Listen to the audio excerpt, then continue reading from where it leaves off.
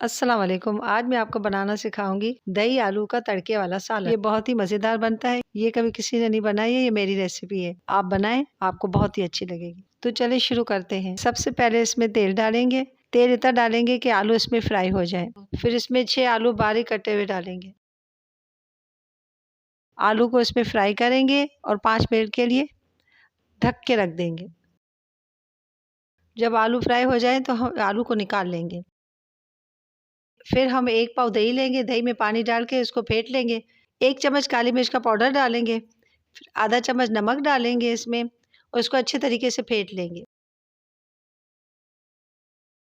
फिर इसमें आलू फ्राई किए हुए डाल देंगे।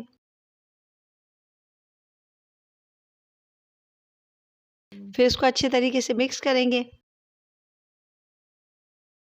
अब हम इसका तड़का बनाएंगे। तेल डालेंगे 2 चम्मच तेल में 1 छोटी प्याज कटी हुई डालेंगे, 3 छोटी हरी मिर्चें कटी हुई डालेंगे, फिर 1 चम्मच सफेद जीरा डाल देंगे। जब ये तड़का तैयार हो जाएगा, दही और आलू के ऊपर ये तड़का डाल देंगे।